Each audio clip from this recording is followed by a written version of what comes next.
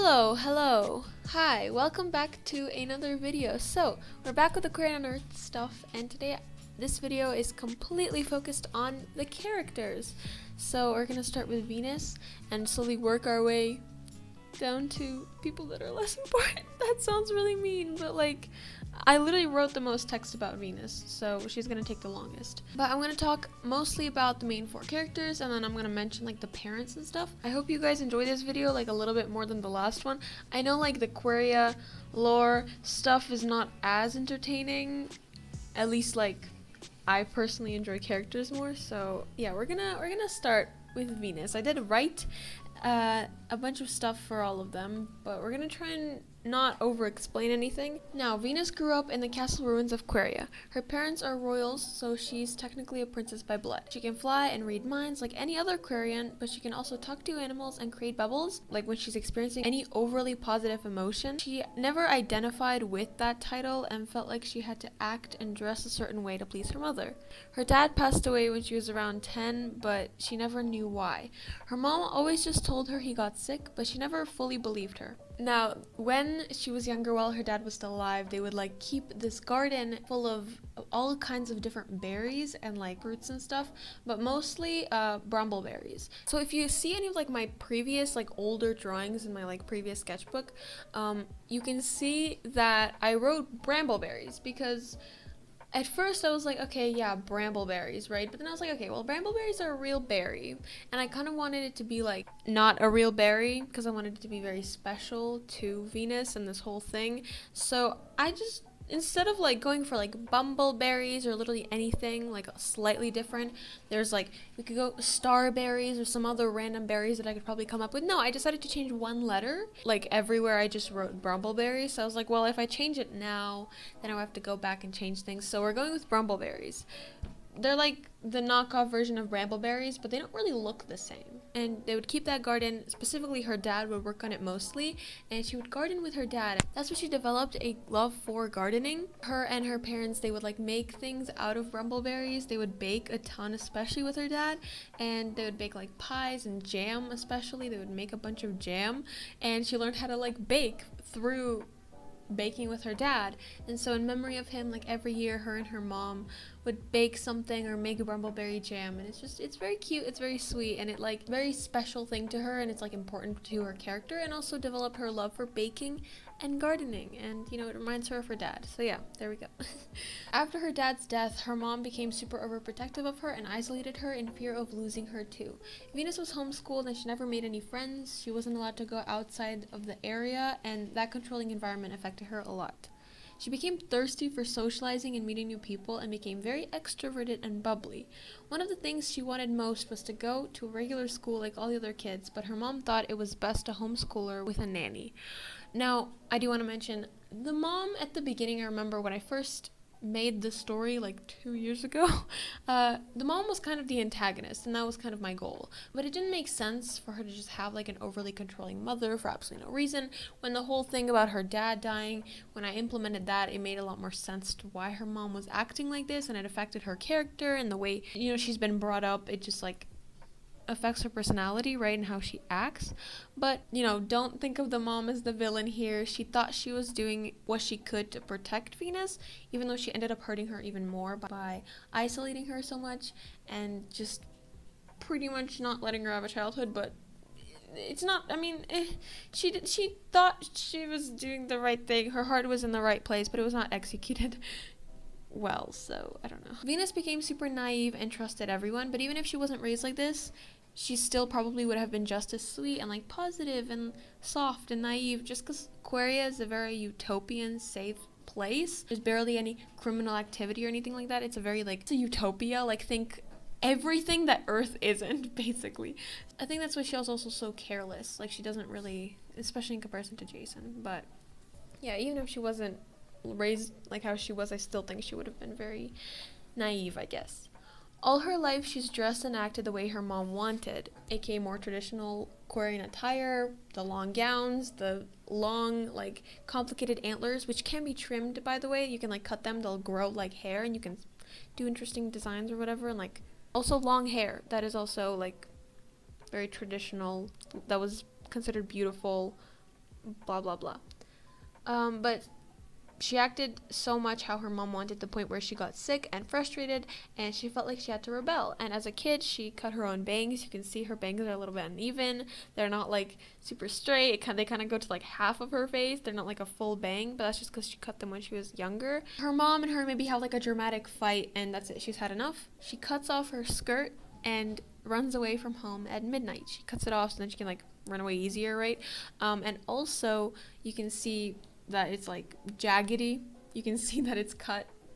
So yeah, just some character designing there. Wow. But like I like that you can tell that she's like trying to have some self-expression with her outfit, not only by like wearing the cute little stockings and wearing colors that she likes, but she's trying to kind of like express herself, but she's still kind of in a box basically. But she cuts off her skirt and runs away at midnight. Cool.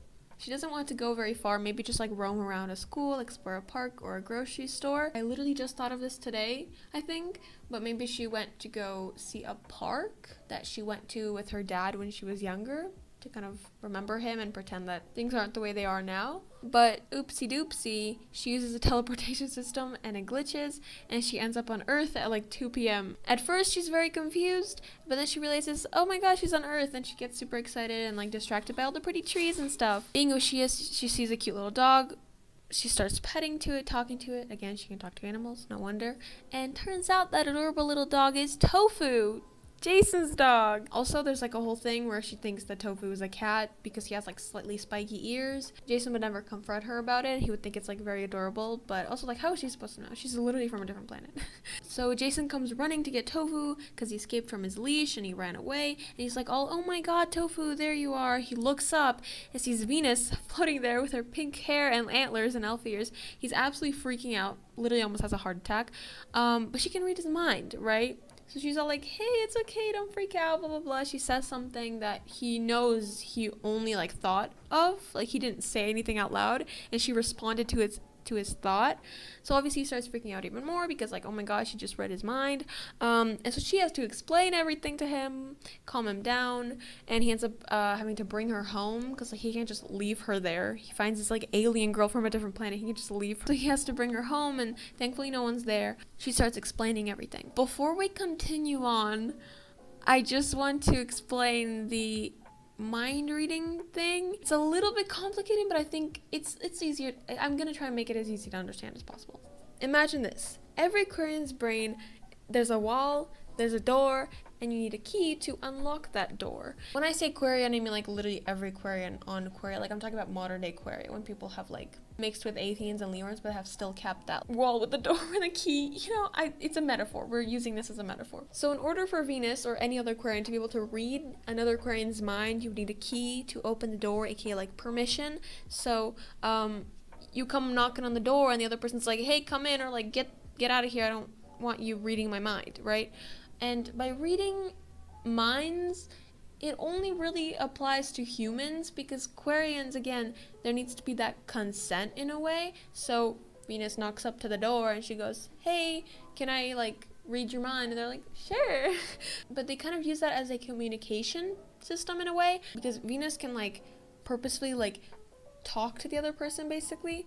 So the other person, the other Quarian, would be able to hear her thoughts, but only the thoughts that she consciously decides to let them hear in a way. Same with the other person. Like Venus would be able to hear the other Quarian's thoughts, but only the ones they choose to present, if that makes sense. Only the thoughts that they let her hear. So like they're having a conversation, but in their minds. And I don't know if it would work with like multiple people, like a server like that, kind of like literally like you're chatting to someone online.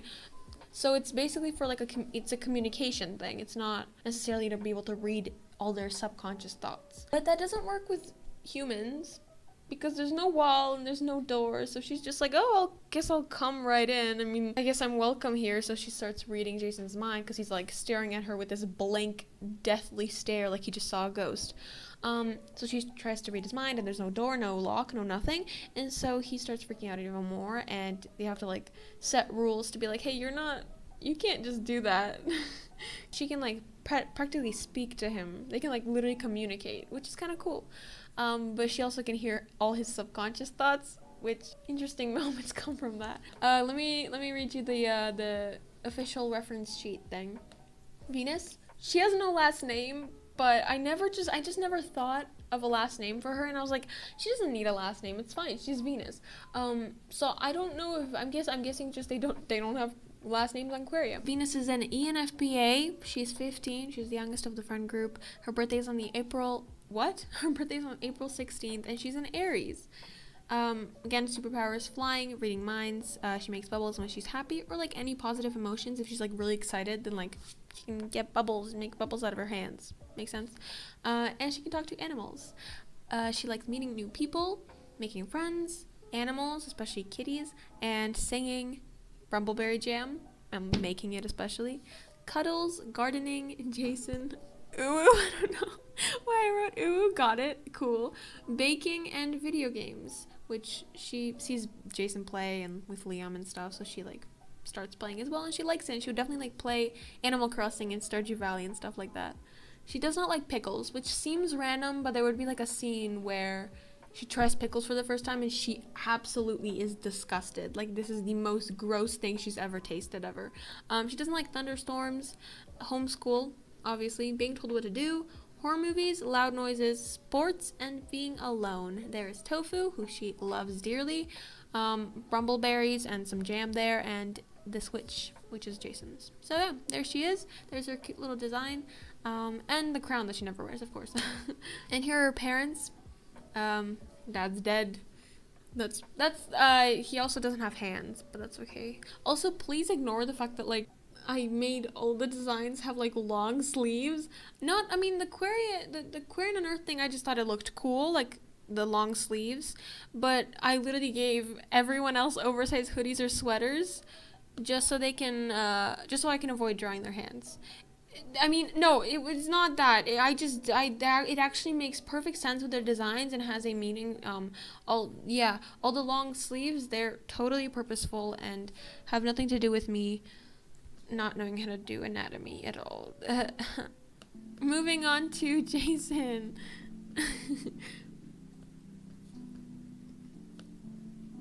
Jason was always intended to be a normal teenage boy. He's always been a pretty introverted and quiet kid, but around late elementary school and like middle school, he got bullied a lot. He was always a target because he never stood up for himself. This made him close up and built this huge wall around everyone in his life.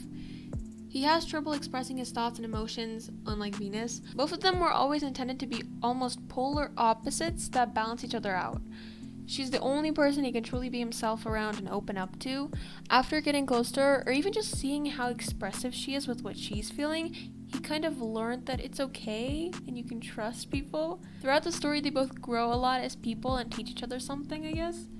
Jason grounds Venus and makes sure she's not making any impulsive decisions without thinking before she acts, while she pushes him to be more open and social and not be afraid of new people and change. While he was getting bullied, he developed a very strong love for music and used it as sort of a coping mechanism. He constantly has his headphones in, listening to something, kind of using it as a shield. He plays the guitar, maybe the drums too, and he probably would write his own music, but would definitely not show anyone. In his lowest point, when the bullying worsened, aka like early middle school maybe, the only person who stuck up for him and was there for him was Liam. They quickly became really close friends, and there's always been this mutual understanding that they love each other in a platonic way, and they will probably always be best friends. Romance.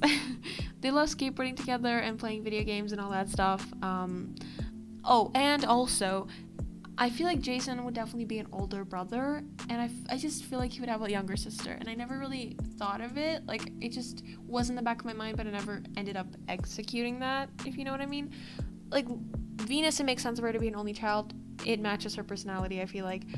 Liam, he has an older brother. I don't know why. He gives off younger sibling energy, and for some reason, I know in my head he would have an older brother. Miya, she's an older sister, for sure, but she would... Okay, what? She would have like 2 or maybe 3 younger siblings, which again fits with her character. Jason, on the other hand, does not give me only child. Like, he feels like he would have a younger sister, but that means I would have to design the younger sister. Like Liam and Miya, their families are not really in the story that much. Even if I would need his older brother to like pick him up or something, I'll just quickly make some like generic teenage boy design. It's not that important. He wouldn't be as important to the story. Whereas Jason's little sister, the story literally takes place at Jason's house. His family will be involved to an extent, and so his little sister, I would have to actually design her, right? Give her some kind of interest or something, and at least give her a personality, right? I feel like she'd be like kind of cheeky, maybe like try and tell on him a ton. I feel like she would definitely be very suspicious of Venus at first or something, and then she would find out, and then Jason would have to like bribe her to not snitch on him and like tell her their parents and stuff. So yeah, I don't know, I think that'd be kind of cute. I'll probably design her, but for now I just have his parents. So here are his parents. Very nice, very cool. His mom would definitely be a preschool teacher, right? And like she would, and then his dad would like probably work some boring, very average adult job. Like I don't know, what do people work? I don't like an accountant. Is that too boring? I don't know, like something. Now let me just read you Jason's little thingy. Jason Lee, he is an INFPT bars. He's 16. His birthday is on September 11th, and I think that's a Virgo. I don't remember. This was a long time ago. I don't know zodiacs, so we're just gonna go with Virgo, but that could literally be anything, and I would believe you. You could say that's Sagittarius, and I wouldn't question it whatsoever. So there are his headphones, his guitar, the Switch, tofu. He likes listening to / making music, alone time, video games, Venus but doesn't admit it, sleeping, lol, playing instruments, sweats, not sweets, and not like sweating. I mean like sweatpants, hoodies, stuff like that, if you couldn't tell. Coffee and dogs. Also, funny enough, I didn't even realize this, but Liam has sweets in his likes and Jason has sweats, so that's very cool. He does not like crowded places, meeting new people, small talk, deadlines, talking about his emotions, parties / social events, and phone calls. Classic introvert. Nice. And we can move on to Liam. Alright, so Liam is way more extroverted than Jason. He likes meeting new people and going to parties, and he tries to get Jason to come with, but that usually instantly fails. He loves any kind of sport and physical activity or game. Liam gives off golden retriever vibes with how playful and social he is. He's like a ball of energy. It's actually crazy how he doesn't get exhausted. He's definitely the younger sibling, and again, I feel like he would have an older brother. Him and Jason have kind of a brotherly friendship with how much they tease each other. Liam knows that Jason hates that ooey gooey feeling stuff, so he tells him he loves him so much and that they're best buds forever to annoy him. And of course, Jason replies by joking about how annoying he is and how much he hates him. They have a good friendship though, and they know they can always count on each other. Liam is just as, if not even more impulsive than Venus, and when they get together, pure chaos ensues. They do get along a ton, but when left on their own, something will probably end up on fire. Jason tries to ground them a bit, but they usually just brush it off as him overthinking again. That's where Miya comes in. Liam Jones. He's an ESFPA. He's also 16. His birthday is June 3rd, and that is, I don't know what sign that is, so sorry, Liam. He loves meeting new people, sports, like soccer, basketball, football, I don't know, whatever. Skating with Jason, sweets, there it is, video games, social gatherings, and anime, which you can tell by the t-shirt. Cool. He does not like deadlines or to-do lists. Miya does. Being ignored, taking tests, reading, micromanaging, loud chewing, and just overall negativity. Also, look at that skateboard. Look at how beautiful that design is. I'm sorry, I'm so proud of the layers. The text looks like it was done by a spray paint can thingy, and it's got little cute stars, and the color scheme matches his entire outfit, and the soccer ball is cool. The pins on his, the embroidery, I love it. And check it out, one of his shoes is untied. I know, I'm a genius. Look at me. Wow, perfect storytelling. Miya is the mom of the friend group. She's an older sister and has always had to take care of people. Because of this, she's always the responsible one that calms everyone down and gives good advice. But she spends so much of her energy taking care of others' needs that she forgets to take care of her own. She loves reading and writing, and she journals a lot. She loves fall so she can wear cute sweaters and cozy up with a good book and some coffee. Miya's always the one grounding the others and making sure they don't go through with their Liam's dumb ideas. She's very organized and uses to-do lists and planners, and she loves learning new things. Oh, and she loves plants. Her entire room is probably full of plants, and she somehow manages to take care of all of them. She's a very nurturing person, though, and she's super empathetic and loves helping others. All 4 of them work really well as a friend group and balance each other out, but get along great. Miya is probably the one keeping the friend group afloat, though. So even though she was the last one to be introduced, she's a very important part of the group and story. Thank you very much. Thank you. Enter applause. Yeah, thank you. I don't need to spend hours finding a sound effect now. Miya Miller. She's an INFJ-A. I'm an INFJ-T. Hello. She's 16. Her birthday was on the 5th of July, and she's a Cancer. I know that one. Also, I missed both Mia's and Liam's birthdays. I feel very bad because it wouldn't have been a big deal. But since I made like a whole drawing for Venus's birthday, I feel bad that I didn't do that for theirs. So they're gonna have to wait until next year. I'm very sorry, but they're fictional characters. They won't mind. You guys don't mind. It's fine. She likes reading, learning new things, books, writing, quiet, cozy places, sweaters and cardigans, helping others, to-do lists, and plants. She does not like, however, loud, crowded places, unempathetic people, working out, sports, spicy food, awkward small talk, and messy rooms. And there is her journal. Someone was like, oh, is she a self-insert OC? And I was like, no, but okay, I didn't notice that. Yeah, that was unintentional, but I'm also an INFJ, and I do relate to most of these, but that was not intentional. I do think we have kind of very different personalities, though. I try to be as organized and like calm and collected as she is, but I am literally not. So yay. That's the characters.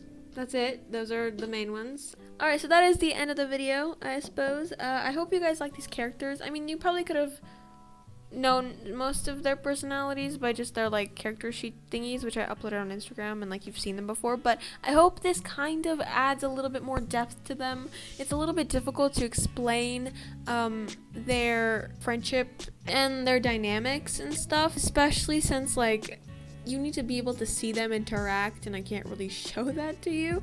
But I still hope you like the characters, and I hope you enjoyed this video. I think I did a good job of introducing them, but I don't know. I don't know. And yeah, I haven't actually like checked on their Myers-Briggs thingies. I kind of want to like read the synopsises again just to make sure that they actually fit them. But last time I checked, the little personality tests fit them perfectly. And also I googled if like they would get along, if Venus and Jason are even compatible, and like if I like even made a good friendship dynamic, and Google says I did, so I'm gonna trust that. So yeah, I hope you enjoyed the video, and I will see you next time. Bye bye.